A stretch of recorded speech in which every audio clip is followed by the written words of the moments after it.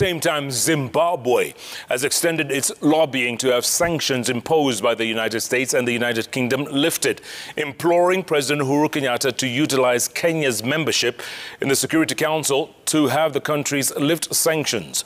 Now, speaking during the joint address by the two heads of state, President Kenyatta noted that the sanctions had caused untold suffering to the southern African nation, calling for a review.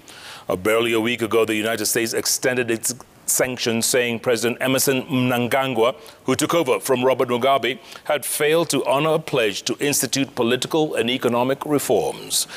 Let's get more from our very own Chemtai Gowin. A 21-gun salute was accorded Zimbabwean President Emmerson Mnangagwa, who is in the country for a two-day state visit.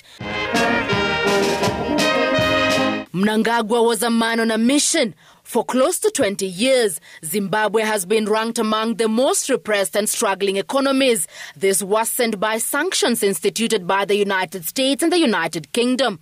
Today, Mnangagwa sought Kenya's help in advocating for the removal of the sanctions. Illegal sanctions that have been imposed on that country and continue to cause undue problems, issues, and trouble for the people of Zimbabwe. And this we consider to be unfair, for these hardships are artificially created, and we continue to call on the international community to remove these illegal sanctions. I thank Kenya for this support and solidarity for Zimbabwe in the call for the unconditional removal of unilateral sanctions that were imposed on Zimbabwe by some Western countries.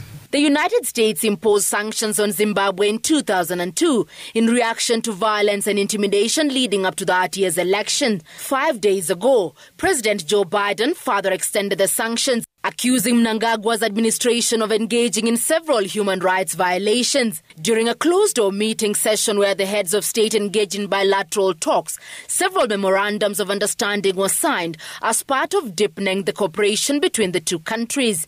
The said MOUs include an MOU on political and diplomatic consultation, an MOU on cooperation in the field of tourism and wildlife conservation, cooperation in the promotion of women empowerment and community development, youth affairs, promotion of cooperatives, cooperation in the field of sports and recreation. We also discussed other regional, continental and international issues of mutual interest and concern to the two republics. Also on the table was how the two countries could utilize regional and continental trading blocs they are subscribed to expand their trading volume.